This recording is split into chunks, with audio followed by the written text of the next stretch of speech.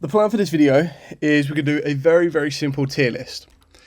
But as you can see, I've only got 3 categories and we're going to keep it very, very simple. So we've got consistent toppers, we've got high-end contenders, we've got surprise factors. All of the images below, apart from 2, are decks that have topped to regional since the start of March. Now, I've got them. All of those tournament reports are on these other tabs. So you can kind of see here that the ones we're going to be looking at will look from the 1st of March, otherwise we'd be here for like ever. You can see we've had one in Brazil, Colombia, El Salvador, Dominican Republic, Managua, United States, so Knoxville. A remote duel here. There's 3 in France, Dudley in the United Kingdom, 4 in Italy, and then we've got South Africa Open, we've got Hungarian Open, and then we've got Albania as well. So obviously quite a world range on idea, like of not evidence, but like sources, I suppose is the right word for that. But the idea behind this one is all of these decks have topped an event, okay?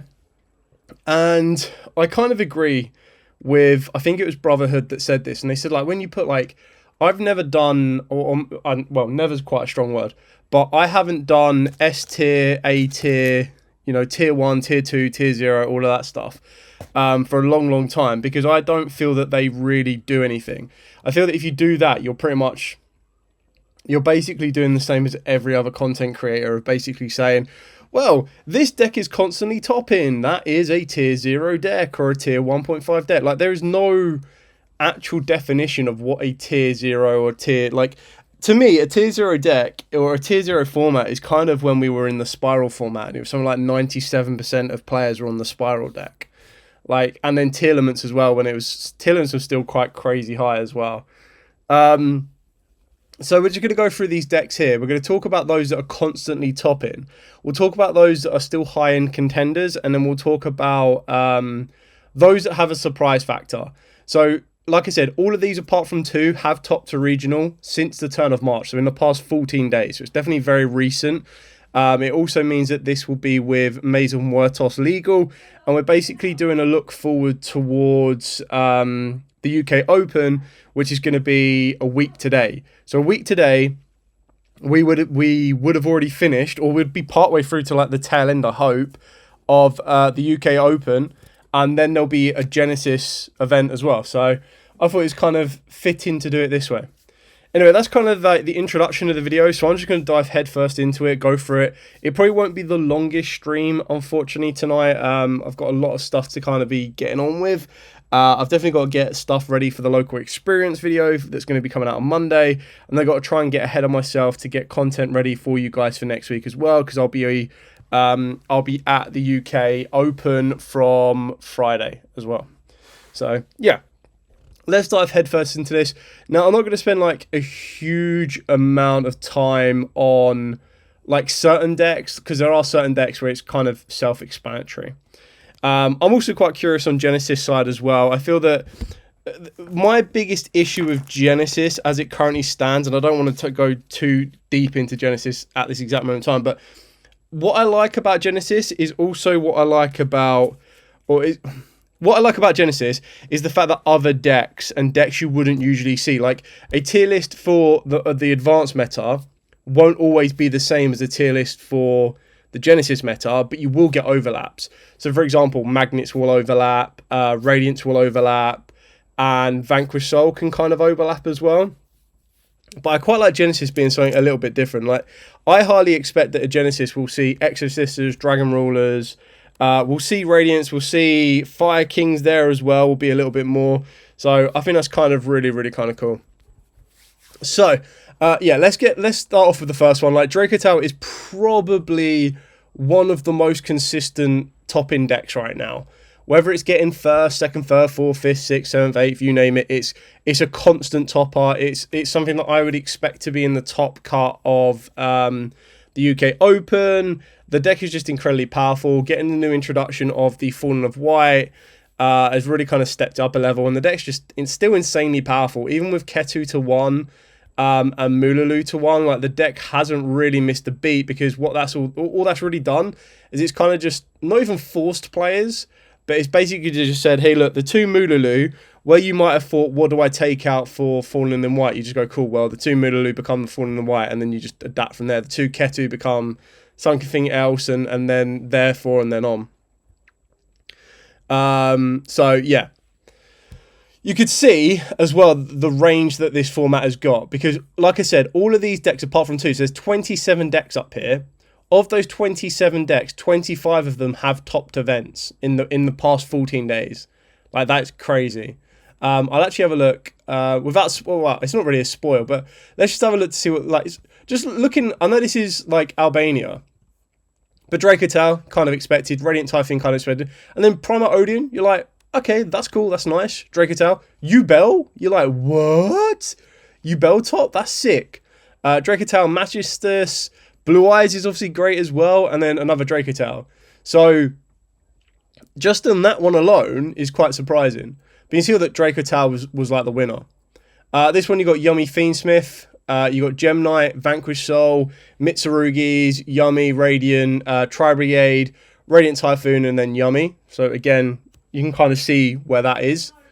And then this one as well. There's obviously only a certain amount of information that we can get, but you've got Radiant Typhoons, Dracotal, Mermail, Dracotal, Yummy. And then we've got Dracotal again, Blue Eyes, Yummy, Mitsurugi, Vanquish Soul, Dracotal, Yummy. Where was this one? That's a lot. Oh, this was Dudley. Okay. And then we've got Radiance, Magnet Warriors, Despias. I don't know if this is actually like Despias. Some of these give you deck lists, some of them don't. So I don't know what the definition of Despia is, but I highly expect it would just be branded. You've got Yummy with a small White Forest engine and Fiendsmith engine. You've got Mitsurugi's, Vanquish Soul, and then Malice. So before I go through my list, I'm just giving you the supporting evidence for this one. So 3 Radiants, 2 Dracotals, and Yummy. So you can find all of this information at YugiohProDeck.com. Like these are really good to giving you the breakdowns on the most recent one. Yummy winning it, Elf Note featuring, you know. Knoxville, Yummy Fiendsmith, and then Bestial. Interesting. I wouldn't even call it Dragonlink. It's basically just branded Bestial. Magnet Warrior Fiendsmith. Kind of see that one there. Another Yummy one. And then here's the RB one that I thought a lot of people... even I was quite excited when I saw this. I was like, oh, I guess it was just Sky Striker RB. It's like, nope. It's like legit, full-on RB. So I was like, yo, that's really, really kind of cool. I like the involvement of Heatwave because the way this deck wants to work is it does want to OTK. So it basically lets you just push through. And the bit with RB is that they just need to get 2 machines. Like, they want to play card combos that get you 2 machines on the board, which is where you play the Orcust. Trying to remember it's not Morningstar, but you play the Orcust card to help you do that. So Santiago, Orcusts with Mitsurugi's, and then you got a White Forest up here.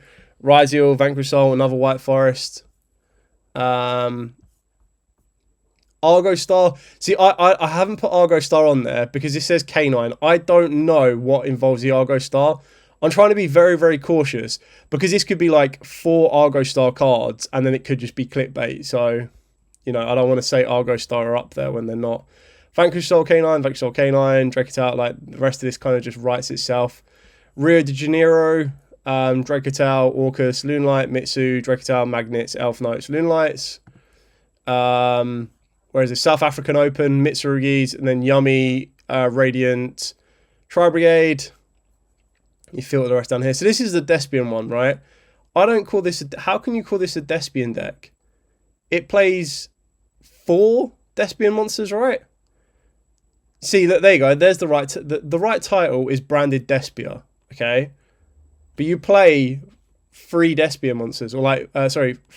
Yeah, 3 Despian monsters with a grand total of taking off 5 cards in your main deck that are technically Despian monsters. So... And the final one is the Hungarian Open. So we've got the Magnet Warriors up here, and then Art Mages, Malice again, Vanquish Soul, Fire King, Yummy, Odeon, and Loonlights. So I've just given you a bit of an idea before I continue with the list, but I'll just kind of like push through it and kind of go from there. I might be blind, but where is Memento on the tier list? So again, exactly as I mentioned, I probably should have put Memento on here actually, but where is it? Maybe this will let me change it.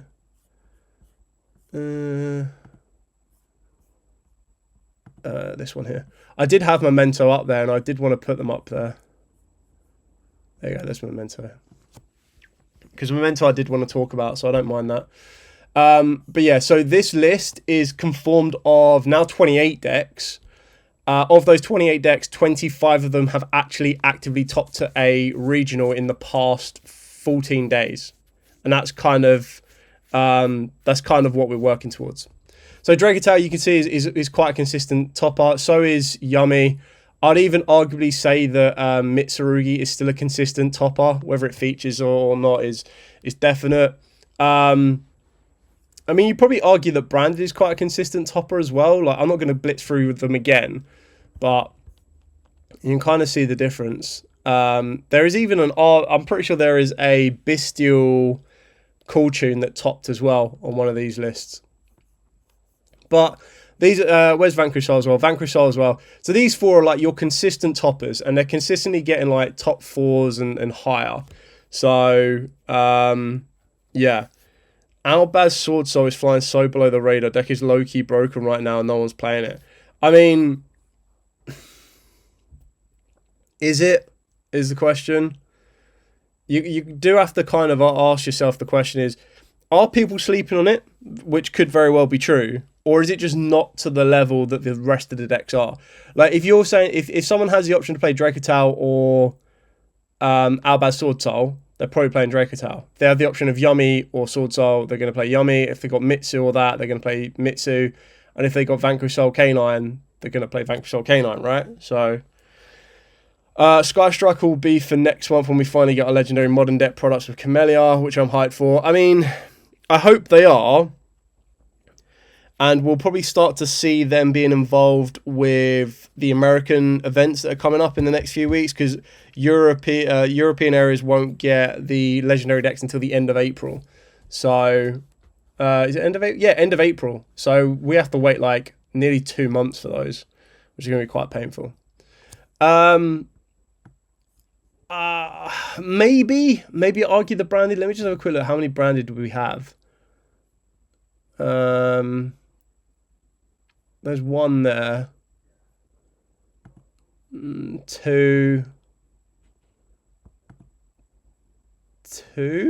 I think. 3. Okay, looking more promising. 4. I mean, how many did I have to get? 5 to be considered consistent topper, I suppose, is the question. 5? Yeah, there's only 5. I don't know if I could count the branded as a consistent topper, but definitely in high-end contender. Like, when you have multiple, it definitely goes within that bracket. I think majority of these can also be considered as high-end contenders. Like, Malice is still well within there, but I think Malice probably serve themselves more as a surprise factor than anything else. I'd also say the same. Oh, DDDs didn't top either. I'd also say the same about Odeon. Like, even though Odeon have topped like twice, I just feel that the reason they do so well is because, again, it's an incredibly powerful deck. But I also think it has a lot of surprise factor. Like, I don't think anyone prepares for them. And then when they all of a sudden drop, they're like, oh, crap. And that can really catch a lot of people off guard. Radiants are a consistent topper as well, actually. So they go up in there. High-end contenders, I think White Forest are well within the conversation now, especially with access to Dark Magician of Destruction, which leads into, you know, Dragoon, which is another, is like the newest kind of play that we've started to receive right now. That can really, really kind of catch a lot of people off guard as well. Lunalights, I still think Lunalights are a high-end contender. I don't even think they're a surprise factor anymore. Like, I feel that they are well and truly in the conversation. Like, Lunalights have always been there, and the best thing about Lunalights right now is, yeah, okay, the deck's not perfect, and it does have its weaknesses and it does have its flaws, but with Lunalights, if you do not prepare for them, or if your deck does not have a way to either stop them consistently getting to Liger Dancer, it usually does become, oh wow, they're playing Lunalights, I hope I can stop them getting to Liger Dancer, and then they get to Liger Dancer and you go, I didn't stop them getting to Liger Dancer, I guess I lose. And like, the deck's just so incredibly powerful in my opinion. Elf Note, I don't know if this is a surprise factor with Elf Notes, but like, I faced this at a OTS championship last weekend. The deck's like really good, but it's not perfect.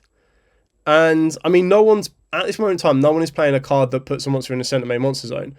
And the best thing you can do is Nibiru them and then put the Nibiru in the center main monster zone. That can really cause them a couple of different issues. So I don't think the deck is perfect, but it deserves its place here because it did top. Gem Knights, I also feel goes in the surprise factor. Like, I think that the Gem Knights can actually be very, very consistent. But Gem Knights is one of them ones where it just benefits going second to push through the OTK. And once someone figures it out and makes you go first, it then becomes a little bit trickier to kind of put you in there. So, yeah. Exorcist is probably going to be surprised at best, right? I'm a fan of them, but it's far too weak to common main deck hand traps and is very weak going second. Yeah, Book of Moon, the monster in a minute, and then they're kind of locked down. So, yeah. Exorcisters, I mean, maybe I need another category on this one, but yes, you are right. Like, Exorcisters is probably more of a surprise factor. Like, when people see them, they're like, oh, I didn't expect that. But I feel that if you play Genesis and you play Modern, like, these are what I love about these decks. And this is what I might add is, let's put in, oh, no, I'm not going to do it. I'm not going to do it. I was going to put Modern and Genesis. Because, like, in Genesis, Exorcisters are probably, like, up here on a high-end contender because they get to play 3-dimension shifter and everything. But in Modern, they're definitely a surprise factor. Like, I'm pretty sure it won a regional. It might have been, let me have a look. There was a UK regional. I think it's Grantham. Yeah, there you go. So Exorcisters won this one. And then second place was this insanely good concoction of magical muskets with, and it says Radiance, but really it's just playing the small rank 3 Radiant package. Because then you basically just use the rank 3 Radiant package to go into the Djinn. The Djinn then goes into Requiem and it just builds into Fiendsmith. So this one was basically playing Magical Musketeers with Fiendsmith, which is cool. Got another Despian. Like, I don't agree with this being called Despian. This is not a Despian deck. This is a branded deck. And it even says right at the top, branded Despia. So it shouldn't be a Despian deck. But you kind of get where I'm coming from on that one. And then the Exosister list, I think we've got it here. Pretty straightforward on the Exosister list. 1 D Shifter, 1 Sophia.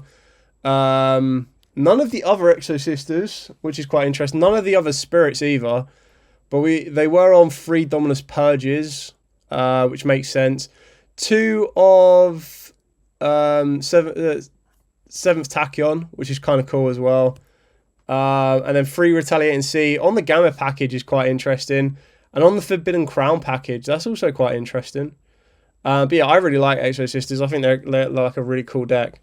It's crazy to me that this Exosister deck is rated at $360 and the Draco Tail with 2 Fallen of White is only at $357. Where's the money? Like, this must have been before Crown has plummeted in price, surely. And 7th Tachyon as well, surely. But yeah, like Exorcist is definitely a surprise factor. Like, it's not a high-end contender. It's like not going to constantly top. So like the way I look at this one is consistent toppers is just like they're probably in 80 to 90%. And I actually guarantee you, if I look through these, there's a Draco Tail, there's a Mitsurugi, there's a Yummy. But there's no Vanquish Soul in there. Draco Tail, no Yummy, no Vanquish Soul. You got Yummy in that one, you got Vanquish Soul in that one, you got Yummy but no Draco Tail. Draco Tail's in that one, Yummy's in that one. Yummy, Draco Tail, Vanquish Soul, Mitsurugi, they're all in that one. Yummy, Vanquish Soul, Mitsurugi, so all bar 1 are in that one.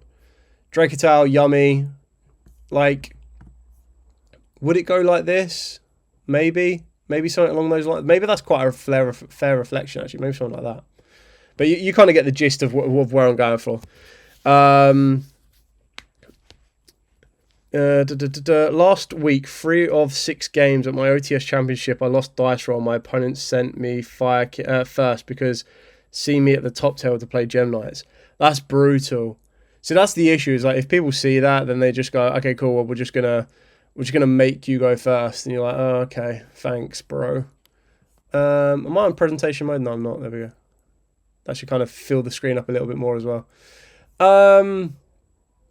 Okay, K9 Fur Hire.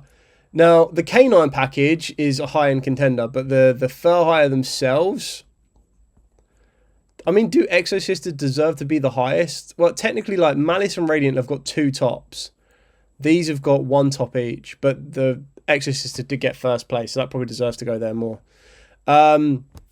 Yeah, Fur Hire K9. I think it's one of these ones that if you don't know what the Fur Hires do, you're going to get caught out quite a bit.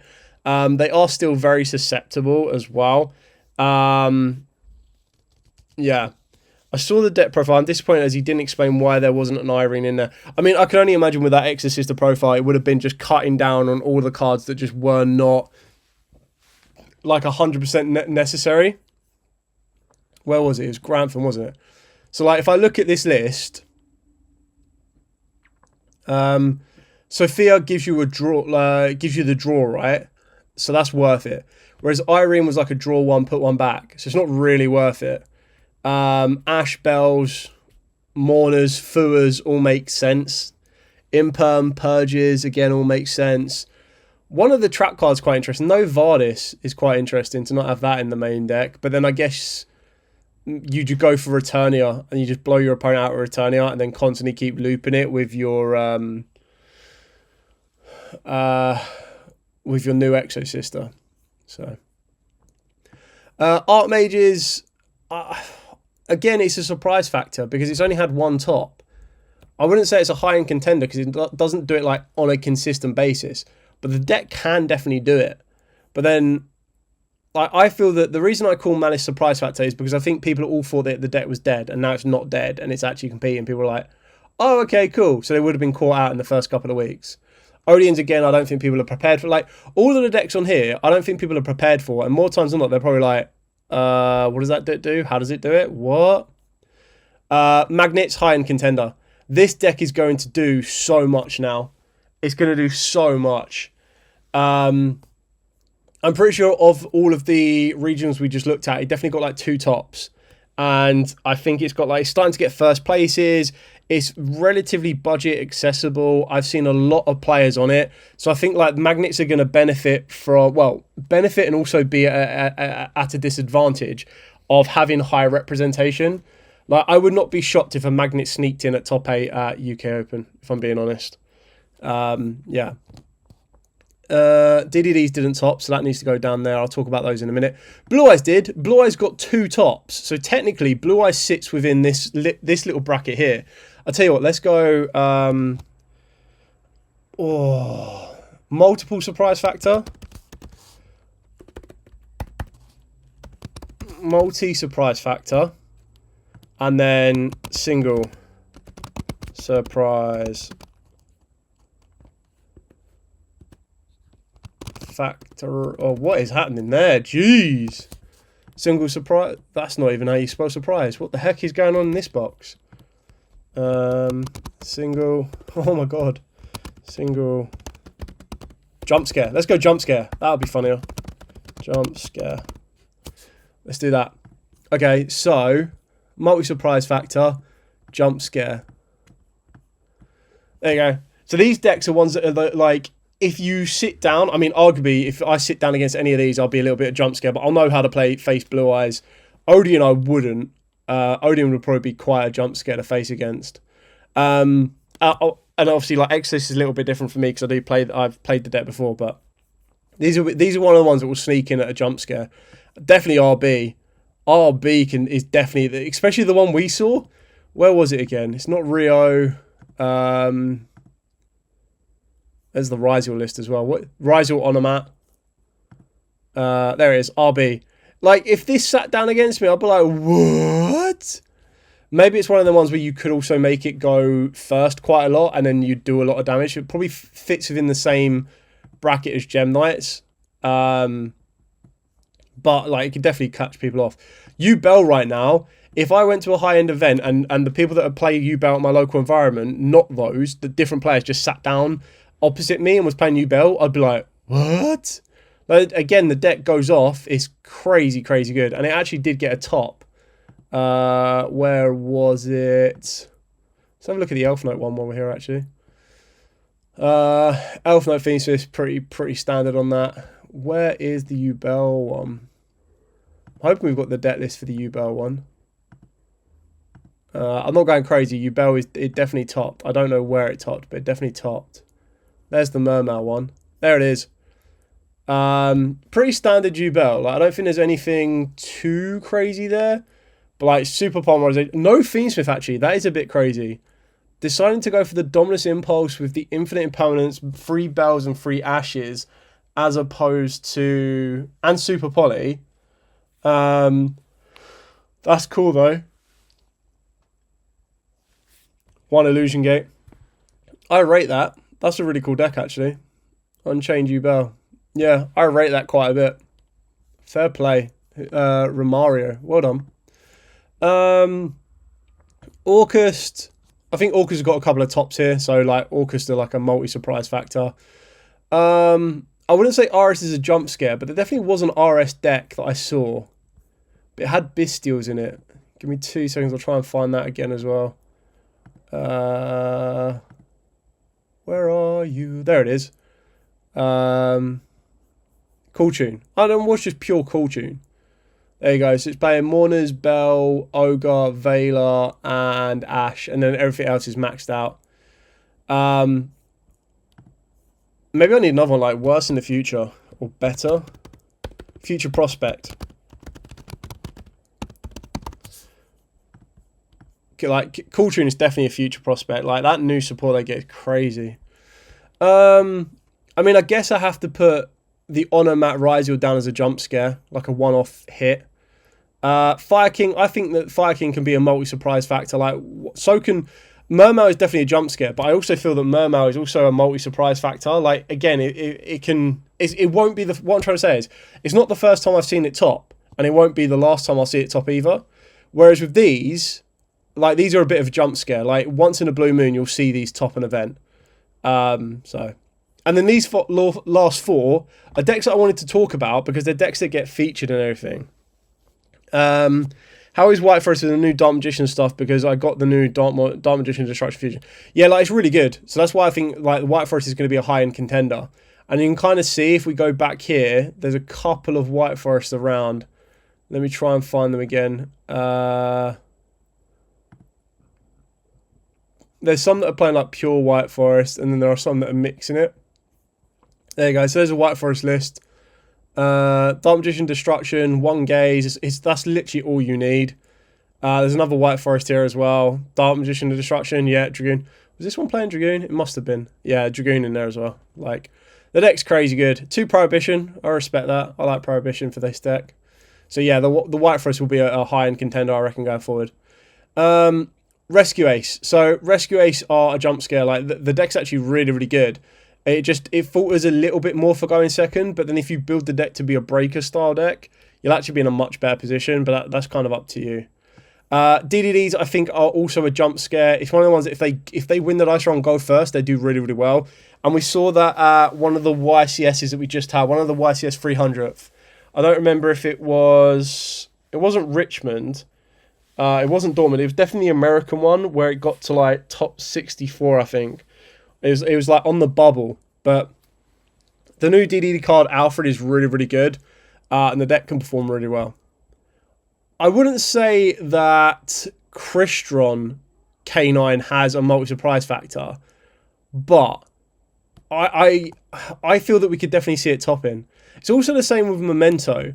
I think the biggest difference with Memento is that it's very pilot reliant, because with some of the other decks, and this isn't a dig at anyone else, but I feel that anyone within reason could pick up a Draco Tail deck, and it wouldn't take them that long to learn and know the adaptions and the plays that they need to go around and how they navigate through disruption and everything else in between.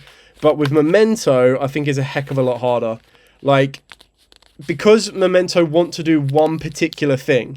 Like, they have to send the right cards at the right time. They have to revive the right cards at the right time. And there's very little room for maneuver. It's more so about having resilience, but knowing what to play, what to send, when to send it. And I think that makes a huge, huge difference. And I feel that for Memento to constantly be there, it definitely takes like pilot reliant. And then it will start to... I think it does really well when the opposing player doesn't know the best points to interact with it. Because there's so much that goes on with it, you do question, go, oh, do I interact with this now? Do I interact with that now? So, like, the deck is insanely good. I'm not taking anything away from it, which is why it's at the multi-surprise factor. It's kind of one of them decks that I don't want to sit down and face against. But if the pilot is good enough with the deck as well, it will cause a huge amount of issue. And that just makes the deck, like, insanely powerful.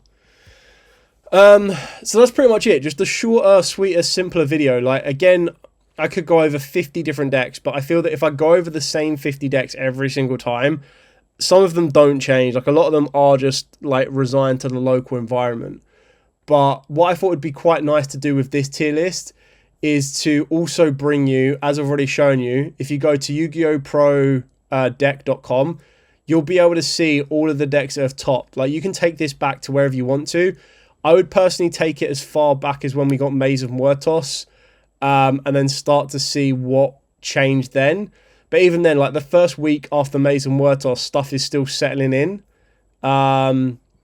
600. Let's have a look at the highest ranked one, or the highest attended one on this page. Is it 636? Is that the one there? YCS Sydney. So let's look at YCS Sydney just before we finish this video off. And News WCQ. So Sydney. It was Sydney with DDDs. Apologies. It was Sydney with DDDs. Vanquish Soul, Dracotal, Radiance. So kind of what you'd expect. And then you can just look at the top 64, right? Dracotal, Vanquish Soul, Dracotal, Radiant, Vanquish Soul, Dracotal, Dracotal, Dracotal, Dracotal, Loonlight, Yummy, Radiant Typhoon, Malice, Dracotal, Dracotal, Dracotal, White Forest, Loonlights, Memento. There you go. So top 32 of Memento. Doesn't surprise me, but like the only thing missing here was a bloody Mitsu. Wow, maybe Mitsurugi doesn't need to be as high as it is. Maybe Mitsurugi needs to like and go there. But and let's look at the German one. So the German one, well, there's the exact opposite, right? Mitsurugi won this one. Radiance in second, and then Luke Tyler got like top 4. Really good duelist on with the Magnet Warriors. Loonlights, Yummy, Dracotal. So there's no doubt in my mind that Dracotal do not survive the next list. I would be surprised if Yummy also survived the next list, but I don't think we're going to get the next list for a while now anyway. So I think there's plenty of time on that. Yeah, so doesn't DDD suffer under time rules? I know nothing about it beyond seeing it at locals. Take the full round 15 minutes against a shark deck and lose. That's how I learned about double loss. I mean, not so much, because the way DDDs can work is it really comes down to the pilot of the DDDs and the opponent. And what I mean by that is DDDs can be quite quick at adapting to interactions. They can still get to their end field. It ultimately comes down to the opponent looking at the end field and going, right, I can't beat this. For my benefit, I need to go to game 2. And knowing when to submit. That's the exact same can be applied to the DDD player themselves as well. But like the time rules don't... No individual deck should be losing to the time rules right now. You should be able to... If you are piloting the deck, you should be able to combo your deck within 10 minutes or less. Easy. 100%. And the way that DDDs are... is that DDDs are one of them ones that put pretty much everything they can on the field at their after their first turn. Their opponent either breaks it and then they try and push through it and go, okay, well, our opponent hasn't left that much of a field. You go into the DDD Fusion Monster and just one-shot them. Or you go second, go into the DDD Fusion Monster, destroy the field and then one-shot them. So you've got a lot, like DDDs should not be going into time. If you are a good pilot with DDDs, you should not be going to time. And at the point of that, ultimately, what you should be doing is if you were to get to, like, let's say the last 10 minutes of round number 3 or game number 3, you get to go first as a DDD player.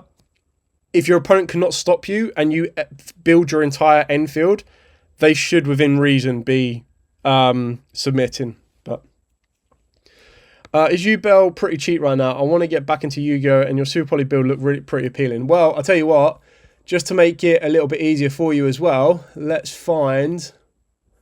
Oh my God, where is it? There it is. $180 is the Yugioh build, right? This is the Super Poly Yugioh build that got top 8 at an Albanian regional. Okay, take of that as you will. But when I look at this, the only card that is worth huge amounts of money in that entire list lineup is Illusion Gate at like £20 a copy, and then Dominus Impulse at £20 a copy. Everything else there should not be that expensive. Like, so I don't know where they got $180 from. Unless someone else can tell me, but there's nothing in that list that I can see that puts that to $180. Thrust is getting a common reprint in the Legendary decks. It also got the Ultra Rare reprint in the Chronicle deck, branded deck. Unless Nightmare Throne has spiked through the roof, which I can't imagine it absolutely has. Like, this deck list, in my opinion, is $100 or less. Well, like, when you consider Dominus Impulse getting a reprint again in Rarity Collection, I believe it's getting a Rarity Collection 5. Illusion Gate is the only thing that kind of rides the price of that one. So that's crazy cheap. Magnet Warriors is also quite crazy cheap, but to get the best Magnet Warrior deck, you're probably playing the Fiendsmiths, and that's where it'll really get expensive. So that one's kind of up to you on that. Will I put XX Sabers in 2? I want to see if they're good or not. If I'm being honest, I can't comment on X Sabers because the legendary modern decks have been delayed in Europe. So I was going to build them, I was going to look at them, but I tend to kind of stick within the here and now because there's a lot that can change as well. So by the time we get the legendary modern deck, it's going to be end of April. Maybe we'll be able to see some effects of XX Sabers from America, because America have them legal now, but I don't think we will, which would be quite interesting, or disappointing, however you want to look at it. Anyway, so that's kind of like my not even educated guest tier list. This is like, I would argue that this is supported evidence. These all have, apart from these three here, no, I take it back. Well, technically the DDDs technically have a top. All of these have a single top right now. These two, I think, are like ones you need to be a little bit weary of and just know what happens with them. Technically, this one only has a single, like Memento only have a single top, but they've been around a lot longer than all of these kind of decks down here that at their potential, like the high-end potential, the way that they currently stand. But these can really cause, all of these have like, I think this one's got 2 tops, 1 top. That should technically go there. 1 top. So these three have got 1 top since the start of March. These have all got 2 or more. These have all got 2 or more and are constantly going to be high-end contenders for the UK Open as well. And then these up here have multiple tops, like just from the turn of March. But even since getting Maze and Wurtos, these are all up here. So, yeah. Probably just like Sky Strikers, we'll have to see for the next one when EU, etc. has the new cards, or the next couple of weeks in the US. Yeah, exactly. I think it's all going to be relying on the legendary decks on US and everything else in between. Anyway, I'm going to leave this live stream here, done and dusted for you guys. So thank you so much for joining this live stream. I try to do it Saturdays. That's where I want to try and do live streams. I won't be able to do one next week because obviously I'm going to be at the UK Open. But yeah, I try to keep the schedule the same. I want to try and aim and get it consistently at 6:30, but then every other Saturday is my locals. So sometimes I won't get back in time by 6:30 and I have to bump it to like 7:30 or 8 p.m. So, yeah, there's just like a lot that constantly keeps changing. So anyway, thank you so much for watching. Thank you so much for joining me on this one. Hopefully I'll catch you all on the next live stream. And then by all means, at any point, if you have questions about a profile or a list or anything like that, you just drop them in the comments on the video and I get a notification. More times than not, sometimes I don't, but more times than not, if I get a notification, I'll respond to it as well and go from there. But for now, thank you so much for watching. To like, comment, subscribe, share. Till next time, as absolutely always, stay safe and of course, happy dueling.